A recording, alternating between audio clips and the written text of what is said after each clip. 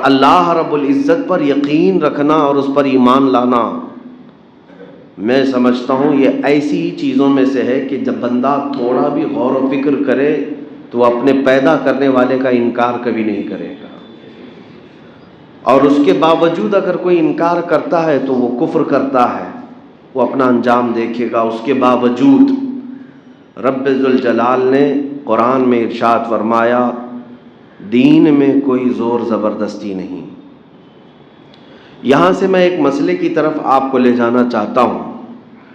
آج بلکہ پچھلے 100 سال سے پوری دنیا میں ایک پروپیگنڈا پھیلایا گیا آزادی نام سے، فریڈم۔ یہ آزادی کا مطلب کیا ہے؟ اللہ تعالیٰ نے ہر بندے کو آزاد پیدا کیا ہے، اس کے باوجود بھی کچھ لوگوں کی آزادی کے نعرے آپ نے سنے ہوں گے۔ میں اپنے دیش کی آزادی کے بارے میں نہیں کہہ رہا ہوں، ملک کی آزادی کے بارے میں نہیں، بلکہ دنیا میں ایک ایسا پروپیگنڈا پھیلایا گیا ہے کہ ہر انسان کو بولنے کی آزادی ہونی چاہیے، اپنے رائے کا اظہار کرنے کی آزادی ہونی چاہیے۔ تو یہ آزادی تو سب سے پہلے میں سمجھتا ہوں اس کائنات میں دنیا میں اسلام نے دی، freedom of speech, freedom of expression جس کو کہتے ہیں۔ لیکن آج کے دور میں جس کو فریڈم کہا جا رہا ہے وہ کیا ہے اور اسلامی فریڈم کیا ہے، یہ میں فرق آپ کو بتاتا ہوں۔ آزادی حقیقت میں ہوتی کیا ہے، آزادی کا مطلب کیا ہے جس کا مس یوز آج کیا جاتا ہے، غلط استعمال۔ آزادی کا مطلب یہ ہے کہ دوسرے کا احترام کر کے اپنی رائے کا اظہار کرنا، یہ نہیں ہے کسی کو ہرٹ کرنا اور اپنے آپ کو ترم خاں سمجھنا، میں چاہے تو گالی بھی دے لوں گا۔ زبان اللہ نے دیا ہے تو اس کا مطلب یہ نہیں کہ تم غلاظت بھی بکو، مغلظات بھی بکو اور پھر کہو کہ مجھے بولنے کی آزادی ہے۔ بولنے کی آزادی کا مطلب کسی اور کو ہرٹ کرنا نہیں ہوتا۔ آپ اپنی رائے رکھ سکتے ہیں، یہ اسلام نے دیا ہے۔ آپ کو پتہ ہے جب بادشاہوں کے دربار میں کسی کو بولنے کی بھی ہمت نہیں ہوتی، جرت نہیں ہوتی، میرے آقا سرور دو عالم صلی اللہ تعالیٰ علیہ وسلم نے صحابہ کو یہ اختیار دیا تھا۔ حضور پاک صلی اللہ علیہ وسلم نے علل اعلان یہ ارشاد فرمایا تھا کہ تم میں سے کسی پر میرا کوئی حق باقی ہے تو مجھ سے لے سکتا ہے۔ یہ آزادی کہیں ہے؟ آج بھی جو کہتے ہیں آزادی رائے یا پھر ایکویلٹی کی جو بات کی جاتی ہے، فریڈم کی جو بات کی جاتی ہے، لا کر کے ایک نظیر، ایک مثال پیش کر دیں۔ نبی رحمت صلی اللہ تعالیٰ علیہ وسلم، اللہ کا آخری رسول، سید الانبیاء، اگر اپنے صحابہ میں یہ کہیں کہ کسی پر میرا حق باقی ہے تو مجھ سے لے سکتا ہے، اور ایسا نہیں ہے کہ صرف یہ اعلان تھا، ایک صحابی کھڑے بھی ہوئے اور کہا میرا آپ پر ایک حق باقی ہے، وہ کھڑے بھی ہوئے۔ رسول اکرم صلی اللہ علیہ وسلم نے ارشاد فرمایا بتاؤ کیا حق باقی ہے؟ کہا ایک جہاد میں جانے کے دوران صفیں سیدھی کرتے وقت آپ کے ہاتھ میں ایک چھڑی تھی جس سے آپ نے مجھے مارا تھا اور میں اس کا بدلہ لینا چاہتا ہوں۔ جتنا چھڑی سے آپ کے مجھے مار لگا تھا اسلام میں برابری قصاص ہے، میں اس کا بدلہ لینا چاہتا ہوں۔ صحابہ کی گردنیں اونچی ہو گئی اس صحابی کی بات کو دیکھ کر۔ حضرت عمر کھڑے ہونے والے تھے، رسول کریم صلی اللہ تعالیٰ علیہ وسلم نے سب سے کہا بیٹھ جاؤ، یہ عدل کا میدان ہے، یہ اسلامی مساوات، اسلامی عدل ہے۔ اس صحابی کو بلایا، آؤ تم مجھ سے بدلہ لے سکتے ہو۔ وہ صحابی جب آئے نبی پاک صلی اللہ علیہ وسلم کے پاس تو انہوں نے ایک اور اپنی خواہش کا اظہار کیا، کہا جس وقت آپ نے چھڑی مجھے ماری تھی میرا بدن کھلا تھا، جبہ میں نے نہیں پہنا تھا، پیٹھ میری ننگی تھی، میں چاہتا ہوں کہ یہ بدلہ لینے کے وقت آپ کی بھی پیٹھ پر سے جبہ ہٹ جائے، آپ کی پیٹھ پر بھی جو جبہ ہے، کپڑا ہے، اس کو ہٹا دیا جائے۔ نبی پاک صلی اللہ تعالیٰ علیہ وسلم نے اپنا جبہ ہٹایا، اپنا جبہ کھول دیا۔ وہ صحابی پیچھے سے آئے، حضور کے دونوں کندھوں کے بیچ میں مہر نبوت تھی، اس کو چوم لیا، اس کو بوسہ دیا اور کہا میں نے بدلہ لے لیا۔ نبی پاک صلی اللہ علیہ وسلم کے دونوں کندھوں کے بیچ ایک مہر نبوت تھی جو اتنی زیادہ چمکدار تھی کہ سورج کی روشنی سے زیادہ اس میں اجالا ہوتا. یہ خاتم النبیین کی مہر تھی حضور پاک صلی اللہ علیہ وسلم کی. اور وہ صحابی اس مہر نبوت کو دیکھنے کے لیے ہمیشہ بے چین رہتے. انہوں نے اس طریقے سے چومنے کا ایک بہانہ بنا لیا، لیکن میرے آقا صلی اللہ علیہ وسلم نے پوری دنیا کو یہ بتا دیا کہ اگر رعایا میں سے، صحابہ میں سے، شاگردوں میں سے بھی کوئی کھڑا ہو جائے، حق ہے آپ کے اوپر، تو اپنے آپ کو پیش کر دینا. یہ اسلامی مساوات، یہ فریڈم ہے. آج مجھے بتائیں، کوئی ایک میدان میں آ کر کے کہہ دے نیتا کہ قوم پر کسی پر میرا حق باقی ہے تو لے سکتے ہیں، شاید اس کے چتڑے بھی باقی نہیں رہیں. قوم اتنا اس سے مقابلہ کر جائے. سارا تو کھا کر کے ہی بیٹھے ہوئے ہیں، ہر ایک کا تو حق دبا کر کے ہی بیٹھے. کہنے کی کسی کے اندر ہمت بھی نہیں ہوگی، جسارت بھی نہیں ہوگی.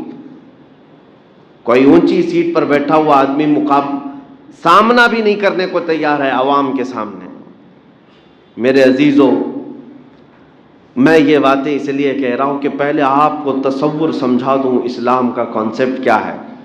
جن ظالموں نے آزادی کا نعرہ دیتے ہوئے اسلام کو تانا دیا ہے کہ یہاں پر پابندیاں ہیں، یہاں پر 4 دیواریاں کھڑی کی گئی ہیں، ہر ایک کو آزادی نہیں، وہ اپنے گریبان میں جھانک کر کے دیکھ لیں کہ کہاں آزادی اور کہاں نہیں. قیصر و کسریٰ کے دربار میں کسی کو سر اٹھانے کی ہمت نہیں ہوتی. سجدے کرائے جاتے تھے، سجدے کرائے جاتے تھے. بادشاہ کے آنے کے وقت سارے لوگ رکوع میں ہوتے، جبکہ میرے آقا صلی اللہ تعالیٰ علیہ وسلم نے جھک کر سلام کرنے کو بھی منع فرمایا. کسی کے لیے جھک کر کے سلام کرنا بھی جائز نہیں. نبی پاک صلی اللہ تعالیٰ علیہ وسلم نے اس کو سختی سے منع فرمایا. ہم اللہ کے بندے ہیں، جھکیں گے تو صرف اللہ کی بارگاہ میں، اور کوئی بندہ کسی بندے کو نہیں جھکائے گا اپنے لیے.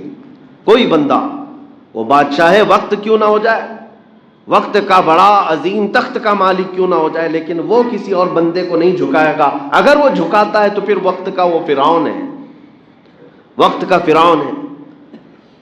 آپ کو پتہ ہے سیدنا عمر ابن خطاب رضی اللہ تعالیٰ عنہ، جن کے رعب کا عالم یہ تھا کہ دور بیٹھے ہوئے بادشاہوں کی فوج میں لرزہ طاری ہوتا آپ کے نام سے، عمر ابن خطاب رضی اللہ تعالیٰ عنہ. لیکن وہ عمر جب مسجد نبوی میں مدینہ طیبہ میں منبر پر کھڑے ہیں اور عین خطبے کے وقت ایک صحابی رسول حضرت سلمان فارسی کھڑے ہوتے ہیں اور سوال پوچھ بیٹھتے ہیں کہ امیر المومنین، یہ جو آپ نے جبہ پہنا، یہ جو کپڑے پہنے ہیں، کیا یہ وہی مال غنیمت کا نہیں ہے جو جنگ سے ملنے کے بعد سب میں تقسیم ہوا تھا؟ آپ نے کہا ہاں وہی کپڑا ہے، جیسے سب کو تقسیم ہوا ویسے میرے حصے میں بھی آیا. حضرت سلمان فارسی نے سوال کیا، سب کے حصے میں جو آیا کسی کا لمبا جبہ نہیں بن پایا، آپ کا کیسے بن گیا؟ سب کا کپڑا اتنا تو نہیں ملا کہ پورا جبہ بن جائے، آپ کا کیسے بن گیا؟ ہے کسی کو پوچھنے کی ہمت آج؟ یہ فریڈم آف اسپیچ یا فریڈم آف ایکسپریشن جو اسلام نے دیا، لیکن گالی دے کر کے پوچھنے کا نہیں. اپنے اطمینان کے لیے، اپنے قلب کو مطمئن کرنے کے لیے اگر سوال کیا تو سیدنا عمر ابن خطاب نے یہ نہیں کہا کہ وقت کے خلیفہ سے تم ہوتے کون ہو پوچھنے والے، نہیں. حضرت عمر فاروق نے مسکرا کر کے کہا، اے صحابی رسول، میں بتاتا ہوں، مال غنیمت میں سے مجھے بھی حصہ ملا تھا، میرے بیٹے عبداللہ کو بھی ملا تھا. میرے بیٹے عبداللہ نے اپنا کپڑا نہیں سلایا، انہوں نے مجھے ہبہ کر دیا، میں نے دونوں ملا کر سلایا تو میرا جبہ بن گیا. یہ اسلامی عدل بھی ہے، یہ اسلامی فریڈم بھی ہے، آزادی ہے. میں اس خلیفہ وقت کی بات کر رہا ہوں جس کے راستہ گزرنے کے متعلق میرے آقا فرماتے ہیں، جس راستے سے عمر گزرے شیطان نہیں گزرتا، شیطان نہیں آتا. اس عمر ابن خطاب رضی اللہ تعالیٰ عنہ نے جب قوم کو یہ آزادی دے رکھی تھی کہ کوئی سوال کر سکتا ہے، تو تم کون سے فریڈم کی بات کر رہے ہو؟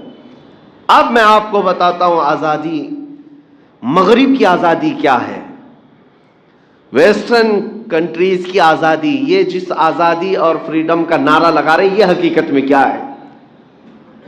یہ آزادی در حقیقت صرف اور صرف ایک کھوکھلا نعرہ ہے، اور حقیقت میں یہ ہے کہ انسان کو جانور سے بدتر بنانا ہے، اس کے اخلاق ختم کر دیے جائیں، اس کی روایات ختم کر دی جائیں۔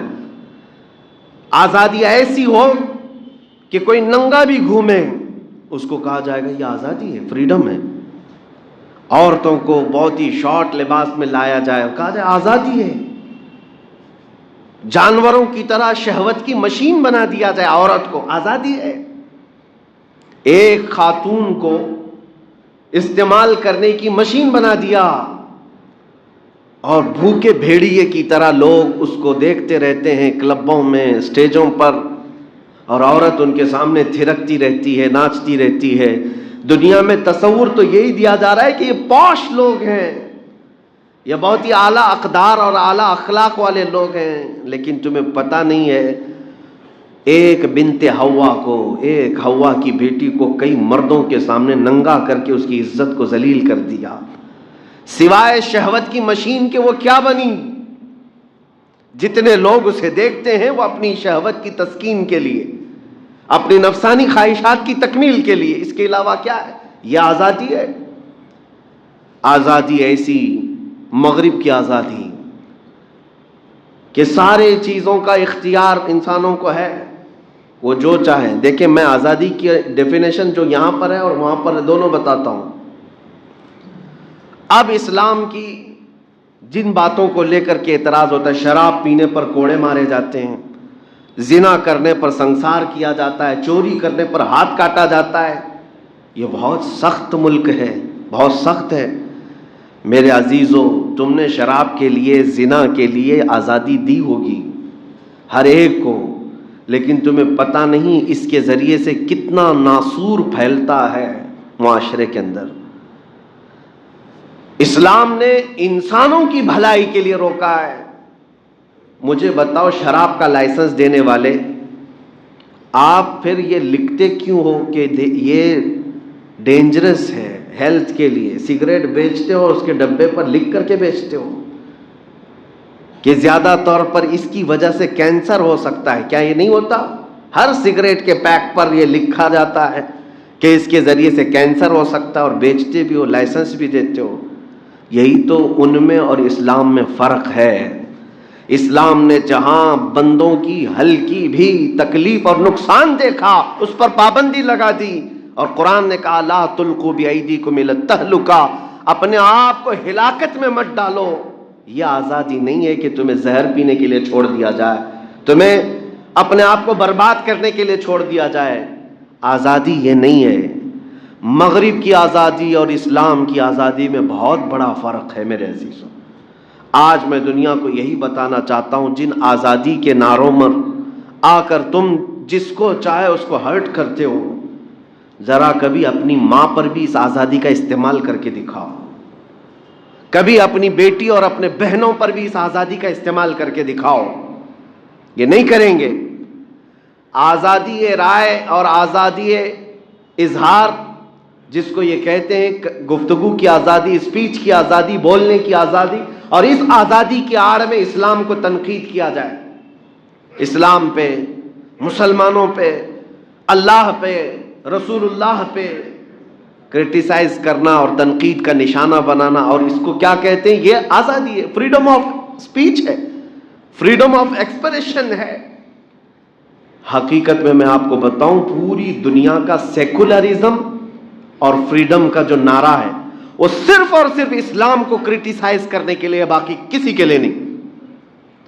اسلام کو نشانہ بنانا یہ سیکولرزم ہے، آزادی ہے۔ اسی لیے تو میں کہتا ہوں اگر تم سچے معنوں میں آزادی کے پیروکار ہو تو کبھی اپنی ماں پر بھی اس آزادی کا استعمال کر کے دکھاؤ،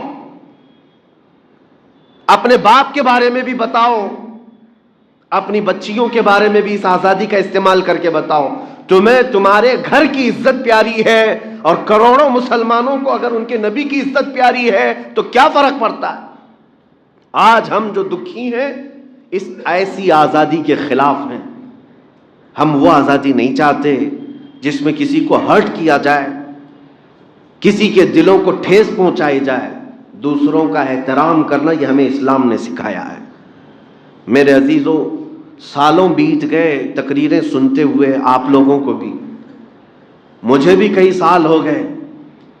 ہم نے بھی بہت سارے ریلیجنز کو پڑھا ہے، تقریباً 14 ادیان، 14 مذہب، 14 ریلیجنز دنیا کے، جن کا میں نے خود بہت گہرائی سے مطالعہ کیا ہے، اور ہر ایک کو ہم نے کمپیئر بھی کیا ہے، کیونکہ میرا سبجیکٹ تھا کمپیریٹیو اسٹڈی۔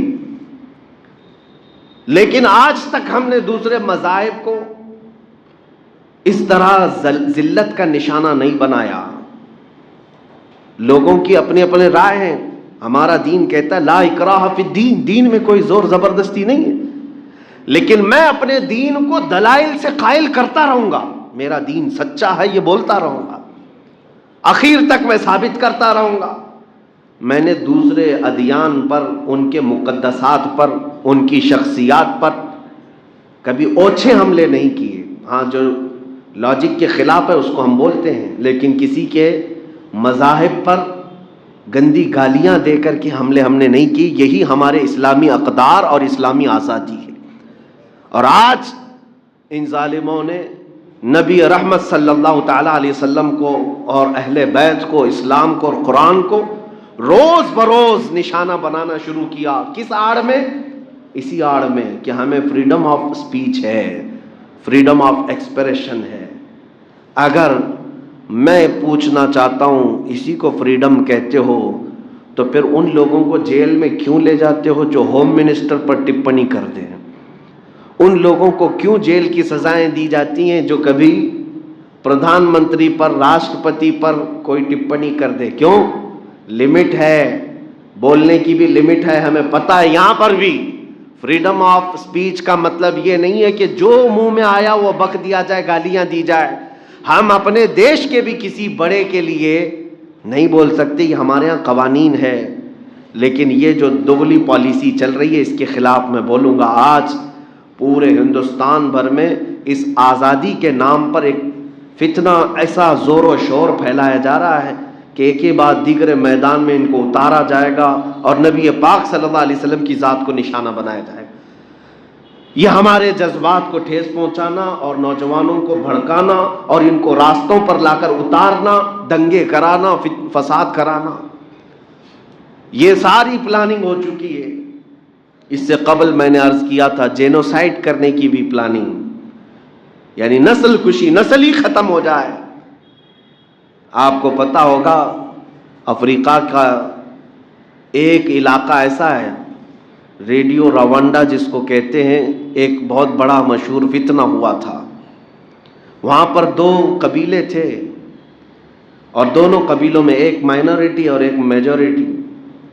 جو میجورٹی میں تھے، اکثریت میں تھے، ان کے دلوں میں یہ اقلیت کی نفرت اتنی ڈال دی گئی تھی۔ کس کے ذریعے سے ڈالی گئی تھی؟ ایک ریڈیو چلتا تھا، اسی کو ریڈیو روانڈا کہا جا رہا ہے۔ ریڈیو میں روزانہ وہ جو مائنورٹی ہے ان کے خلاف بکواس بکواس بکواس اتنی کہ وہ جو میجورٹی کا طبقہ تھا وہ روز ریڈیو سن سن سن سن کر کے زہریلا بن گیا، اور جہاں یہ اقلیتی فرقے کو دیکھتے مارنے لگ جاتے تھے۔ ریڈیو کے ذریعے سے اس طرح نفرت پھیلائی گئی، اور اس ایک ملک میں 8 لاکھ مائنورٹیز کو مارا گیا تھا۔ 8 لاکھ لوگوں کی موت ہو گئی، ہتیا ہو گئی۔ کس کے ذریعے سے؟ یہی میجورٹی کے ذریعے سے۔ آپ چاہیں تو تحقیق کر لیں، انٹرنیٹ پر موجود ہیں یہ تمام اخبارات بھی۔ UN تک یہ بات کہی ہے، اور پھر یہ ثابت ہوا کہ اس میں سب سے بڑا ہاتھ اس ریڈیو کا تھا جس نے نفرت پھیلائی۔ میں سمجھتا ہوں آج کے اس دور میں اسی سازش کا نشانہ ہندوستان کو بھی بنایا جا رہا ہے۔ کثرت سے نفرت پھیلائی جائے مسلمانوں کے متعلق۔ یہاں مائنورٹی میں اور بھی لوگ ہیں، یہاں سکھ بھی ہیں، عیسائی بھی ہیں، یہ بھی مائنورٹی میں آتے ہیں، بودھ بھی ہیں، جین بھی ہیں، وہ بھی مائنورٹی میں ہیں۔ لیکن ان تمام مائنورٹیز کے اندر الپ سنکھیک جس کو کہتے ہیں، ان میں سب سے زیادہ مسلمانوں کے خلاف ایک زہر پھیلانا۔ اخبارات میں ان کے خلاف لکھو، ٹی وی ڈیبیٹس میں مکمل ان کے ہی مسائل کو چھیڑو، نیتاؤں کے ذریعے سے انہی کے بارے میں بولنے لگ جاؤ، اور ایک وقت ایسا بنا دیا جائے گا کہ عام نوجوان جو میجورٹی سے تعلق رکھتا ہے، اکثریتی فرقے سے، اس کا ذہن یہ بن جائے گا کہ ان لوگوں کو مارنا ثواب کا کام ہے، پنیہ کا کام ہے۔ یہ ساری سازشیں انہی اوقات میں جو دیکھنے میں آ رہی ہے، یہ آزادی کے نام پر چلنے والے فتنے ہیں۔ میں آپ کو ابھی سے آگاہ کرتا ہوں، ابھی سے میں آپ کو ان حالات کے لیے میں بتانا چاہتا ہوں، اور حکومت وقت سے بھی، کہ اپنے دیش کو اس طرح ٹوٹنے بکھرنے مت دو۔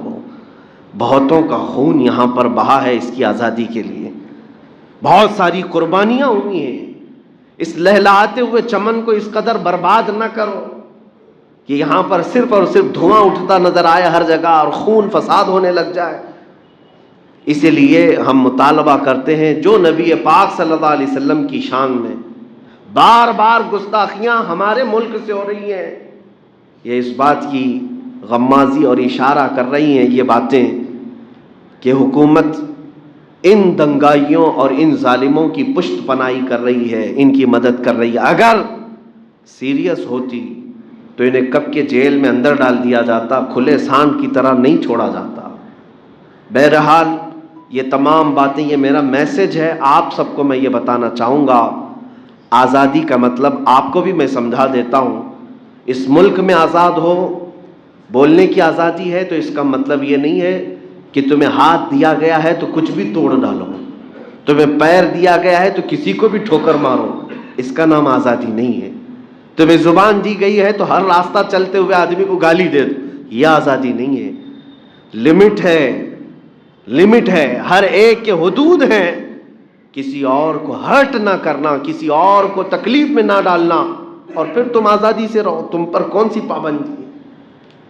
بس حضور پاک صلی اللہ تعالی علیہ وسلم کے پاس ایک نصیحت ایسی آئی، حضور پاک نے ایک صحابی کو نصیحت میں کیا فرمایا، یہ سب کو جامع ہے، سب کو کامل ہے۔